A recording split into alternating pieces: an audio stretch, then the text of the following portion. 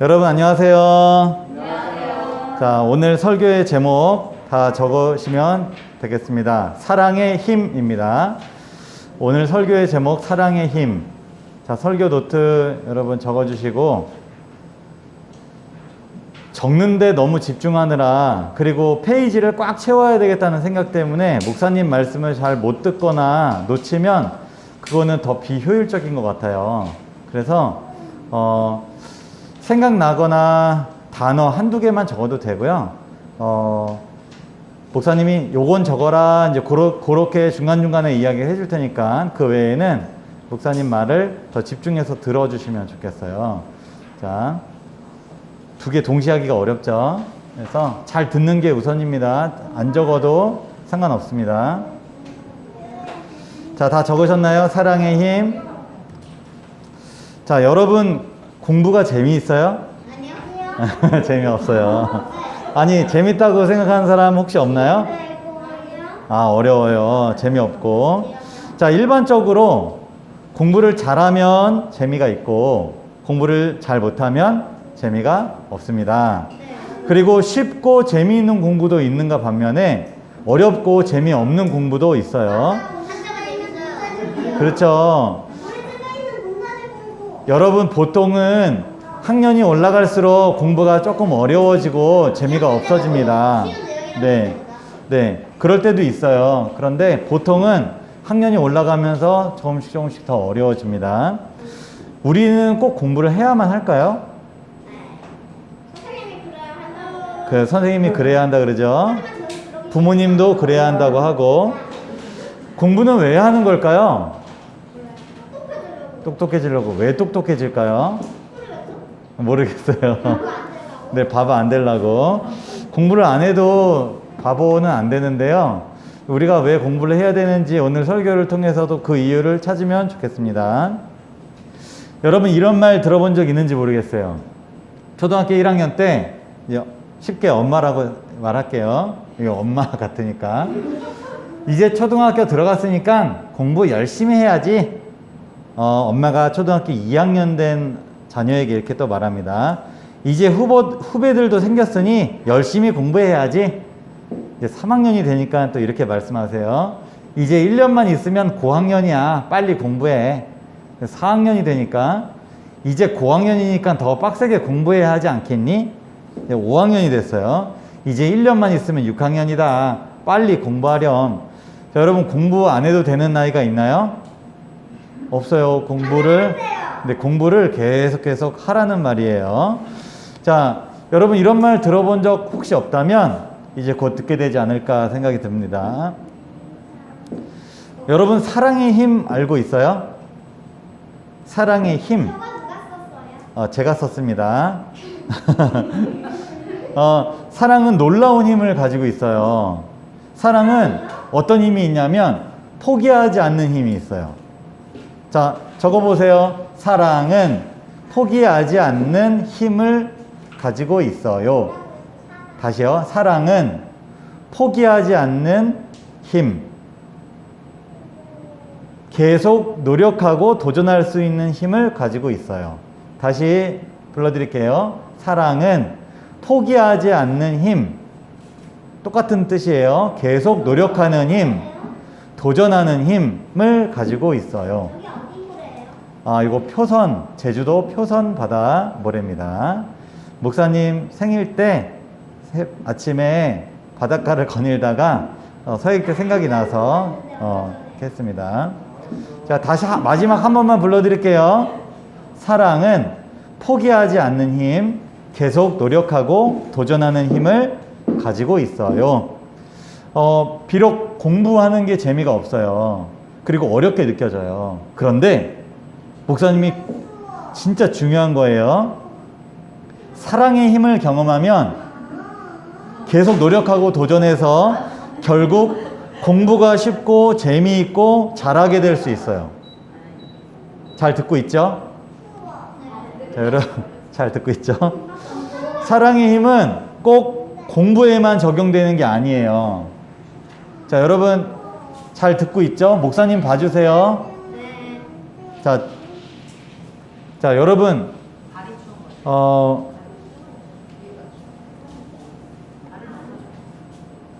자, 여러분은 어떤 사람이 되고 싶어요?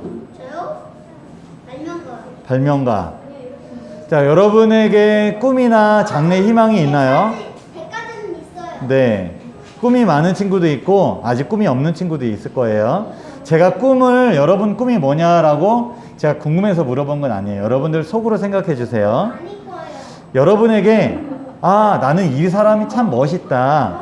자, 이 사람이 참 본받고 싶다. 그런 사람이 있을 거예요. 여러분, 그 사람이 멋있게 느껴지고 좋게 느껴지는 건 여러분들에게 그 사람이 꿈인 거예요. 어떤 사람은 공부 잘하는 사람이 멋있게 느껴질 수도 있고, 어떤 사람은 운동 잘하는 사람이 멋있게 느껴질 수 있고, 어떤 사람은 멋지고 예쁜 사람이 멋있게 느껴질 수 있어요. 또 어떤 사람은 아주 성격이 아주 온화하고 따뜻한 사람이 멋있게 느껴질 수도 있고, 어떤 사람은 아주 힘이 세고 아주 똑똑한 사람, 아니면 뭐 멋진 사람, 그런 사람이 멋있게 느껴질 수도 있어요. 맞아요. 쉽지는 않겠지만 포기하지 않고 계속 노력하고 도전하고 싶은 분야, 여러분 혹시 있어요? 공부는 이러한 꿈을 이루는데 꼭 필요한 과정이라고 할 수 있어요. 오늘 목사님이 소년 다윗 이야기를 들려줄 거예요. 여러분, 제가 아까 공부 이야기 그리고 여러분 꿈 이야기 왜 했냐면, 여러분들 열심히 노력하고 포기하지 않고 열심히 살아야 되는데 생각처럼 그렇게 사는 게 쉽지 않아요. 중간에 하다가 포기하고 싶고 안 하고 싶고 그리고 귀찮고 힘들고 막 그래요. 그래서 그냥 거기서 포기하고 놔버리면 여러분들 그런 꿈을 이루지 못해. 그리고 멍청한 사람이 되지는 않는데요, 여러분들이 존경하고 본받고 싶은 그런 사람이 되기에는 점점 멀어질 거예요. 여러분들이 그런 사람이 되기를 목사님은 바라요. 그리고 여러분이 멋지다라고 생각하는 그 사람처럼 여러분도 멋지게 됐으면 좋겠어요. 그런데 그것은 꿈만 꾼다고, 그렇게 되고 싶다고 바람만 가지고서는 되는 게 아니고요, 끊임없이 노력하고 좋아하고 그것을 좋아해야 되는 거예요. 여기 보면 다윗 이야기를 오늘 목사님을 해줄 건데, 여기 다윗은 이새라는 사람의 막내 아들이에요. 다윗의 아버지가 누구라고요? 이새. 이새라는 사람의 막내 아들인데 형이 총 7명이 있었어요. 그러니까 8번째 막내 아들이에요. 다윗은 그 중에서 가장 작고 어렸어요. 여러분들하고 비슷하지 않나 싶어요. 여러분들도 여기에서 고만고만하게 비교하지 말고 많은 사람들하고 전체적으로 봤을 때는 작고 어리고 힘이 약하죠. 그런데 다윗도 마찬가지였어요. 다윗의 나이는 이때 나이가 10대 중반, 지금 한 중학생 정도 나이였어요. 다윗이 무슨 일을 했냐면 양을 지키는 일을 하는 소년이었어요. 그리고 얼굴이 참 잘생겼어요. 자, 그런데 이게 무슨 말이냐면, 얼굴이 잘생기고 그리고 작고 연약하다라고 말하는 건 그 당시 사람들에게는 그렇게 멋지거나 좋은 조건은 아니었던 것 같아요. 조금 힘도 세고 우락부락하게 생기고, 그래서 양을 지킬 때 주변 사람들이 이렇게 잘 참견도 안 하고 이거 무섭게 생겼구나, 이거 좀 건들면 안 되겠다, 이렇게 해야 오히려 힘이 있는 건데, 이렇게 아주 곱상하게 생기고 연약하고 약하고 키도 작았어요. 그러면 사람들이 우습게 봤을 거예요. 그런데 다윗은 양들을 엄청 사랑하는 그런 목자였어요. 다윗이 양들이 풀을 뜯고 있을 때 뭘 했냐면, 나무에 이렇게 기대에 앉아서 하프를 따랑따랑 연주하면서 노래를 불렀어요. 양들이 그걸 듣고 고급 레스토랑에 온 것처럼 아주 기분이 좋았을 것 같아요. 시간이 지날수록 양들과 다윗은 아주 가까운 사이가 되었어요. 양들은 다윗의 말을 아주 잘 따랐고요, 다윗은 양들을 자기 목숨처럼 사랑했어요. 그런데 어느 날이었어요. 갑자기 뭐가 나타났을까요? 곰이 나타났어요. 곰이 가 하면서 나타났어요. 양들이 깜짝 놀라서 여기저기로 막 도망을 쳤어요. 그런데 힘이 약하고 어린 새끼 양이 도망을 가다가 곰에게 털썩 잡혔어요. 그럼 곰이 어떻게 했을까요? 하하하하 하고 예쁘다 하고 뽀뽀했을까요? 왕 하고 잡아먹었어요. 이것을 다윗이 지켜보고만 있었어요. 왜요? 다윗은 작고 힘이 약하고 어렸기 때문에 고마하고 싸울 힘이 없었어요. 속으로 너무너무 화가 나고 분하고 그리고 막 슬펐지만 어떻게 할 수가 없었어요. 자기가 거기 참견했다가 곰한테 자기도 잡혀먹을까봐. 그래서 양을 지키지 못해서 너무 슬퍼서 엉엉 울었어요. 그러면서 다짐을 했어요. 내가 다시 곰이 나타나면 새끼 양을 빼앗기지 않으리 하고선 다윗이 싸우려고 했다가 어떻게 싸워서 이기지 하면서 생각이 난 게 있는데 물매를 가지고 연습을 했어요. 물매가 뭐냐면 얘가 들고 있는 건데 이렇게 가죽이나 이런 걸로 이렇게 만든 거에 돌 아니면 쇠구슬 같은 걸 넣고 휙휙휙 돌려서 탁 하고 놓으면 거기 안에 있는 돌이 휙 날아가서 팍 하고 맞추는 거예요. 근데 화살은 관통 이렇게 뚫어갖고 사람이나 혹은 동물을 죽이잖아요. 근데 이거는 돌이 날아와서 뚫지는 못하지만 탁 맞으면 부러지거나 이게 터지거나 해갖고 이제 죽는 거예요. 그래서 실제로 화살처럼 아주 큰 위력이 있는 아주 강력한 무기였어요. 그런데 맞추기가 쉽지가 않죠. 그래서 이 물매를 가지고 계속 연습을 했어요. 처음에는 큰 표적, 나무나 큰 바위를 가지고 딱 멀리서 처음에는 가까이서 바로 앞에서 툭 이렇게 연습도 하고 계속 연습을 했어요. 처음에는 쉽게 잘 맞네. 근데 거리가 조금 멀으니까 마음대로 맞춰져요, 안 맞춰져요? 안 맞춰져요. 그냥 손으로 던지면 잘 맞히는데 이게 이렇게 하니까 이게 막 일로도 날아갔다 저로도 날아갔다가 다시 나한테도 막 날아갔다가 막 그렇게 연습을 계속 했어요. 그래서 여러분 곰이 나타났는데 던졌는데 곰이 피하거나 아니면 돌이 딴 데로 날아갔어요. 곰이 그걸 보면 어떻게 생각할까요? 웃으면서 달려와서 왕하고 잡아먹을 거예요. 그래서 한 방에 맞춰야 돼요. 그래서 이걸 계속 연습을 했는데 이걸 실제로 연습한 사람이 동영상을 유튜브에 올렸습니다. 목사님이 한번 그걸 잠깐 잘라왔는데 보세요. 자, 이 사람이에요. 저 남편 치는 어떻게 보면 맞췄죠? 곰한테 아마 잡아먹었을 거예요. 못 맞추잖아요, 곰.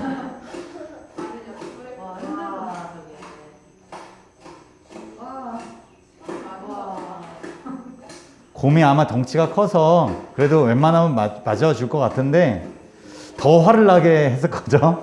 잘못 맞추면. 겨우 맞는구나. 작아졌어. 작아졌어.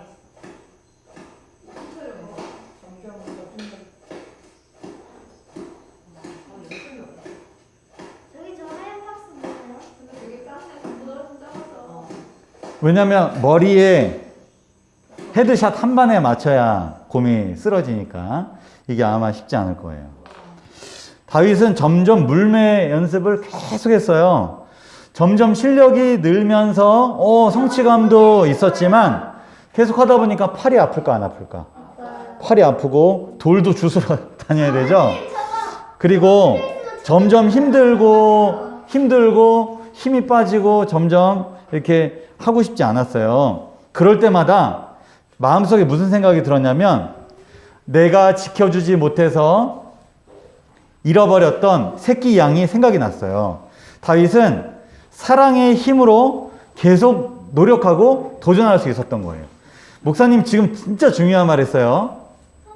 사랑의 힘으로 계속 노력하고 포기하지 않고 도전했어요.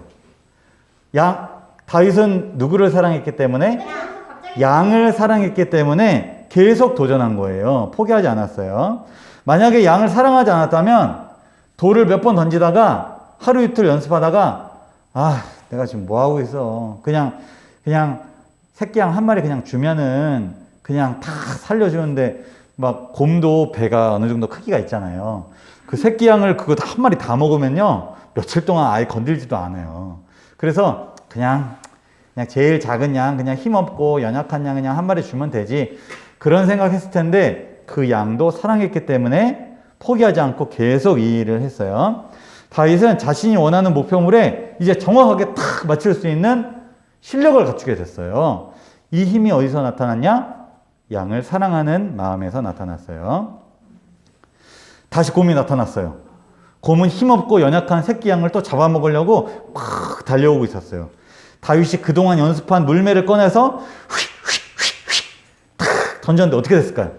맞았어요. 곰이 딱 맞고 으악 하고 한 방에 쓰러지고 말았죠. 곰뿐만 아니라 여기 보면 누가 누워 있어요? 자고 있는 거 아니고요. 죽은 거예요. 사자도 마찬가지였어요. 곰도 한 방에, 사자도 한 방에.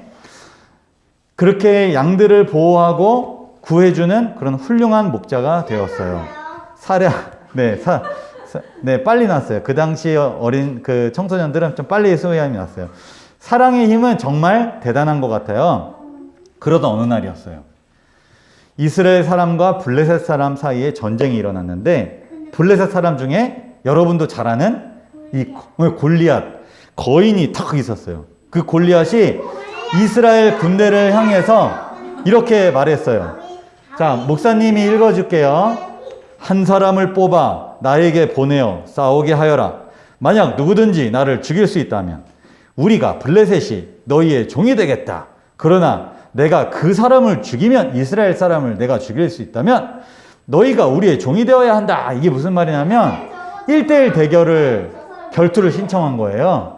그래서 나를 이길 수 있느냐? 못 이기지. 이런 용기도 없고 부끄럽고 이 소심한 이 이스라엘 같으니라고 하면서 아주 모욕하고 놀렸던 거예요. 하나님이 다스리는 그 이스라엘을 그렇게 막 얕잡아 본 거예요. 사울과 이스라엘 사람들, 사울은 왕이었어요. 이스라엘 사람들이 이 블레셋 사람의 말, 골리앗의 말을 듣고 어떤 감정이 들었어요? 무서워서 벌벌벌벌벌 떨었어요. 이스라엘 모든 군사들 가운데 이 모욕적인 말을 듣고 당당히 맞서 싸울 수 있는 사람은 한 사람도 없었어요. 심지어 골리앗이 두려워하는 이스라엘 군대가 쫙 서 있죠. 궁뎅이를 탕탕탕 치면서 자존심을 뭉개버렸어요. 너네들 그렇게 용기가 없냐? 탕탕탕 그러면서 내가 엉덩이를 이렇게 보일 테니까 내 엉덩이를 걷어차봐라. 탕탕탕 그랬어요. 다윗이 하나님의 군대를 모욕하는 이 골리앗의 말을 들었어요. 형들한테 도시락 갖고 왔죠. 다윗이 화가 났어요. 아니, 내가 사랑하는 하나님을 이렇게 모욕하다니, 그리고 내가 사랑하는 하나님이 또 사랑하시는 이스라엘 군대를 이렇게 모욕하다니 용서할 수 없다 하고선 부글부글 마음에 의분이 일어나기 시작했어요. 그리고 다윗이 그 화를 못 참고 사울 왕에게 촉촉촉촉 찾아갔어요. 그리고 사울 왕에게 이렇게 말했어요. 자, 너무 길어서 목사님이 요약을 해줄게요. 사울 왕이시여, 제가 싸우겠습니다. 저렇게 나쁜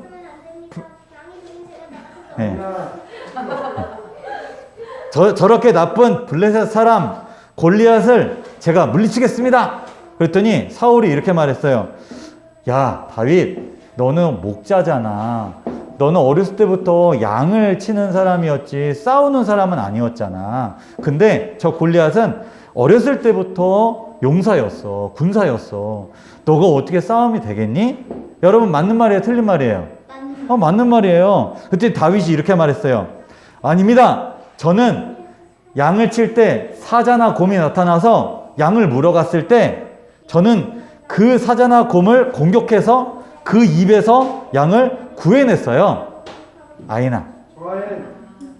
목사님이 집중이 잘 안 돼.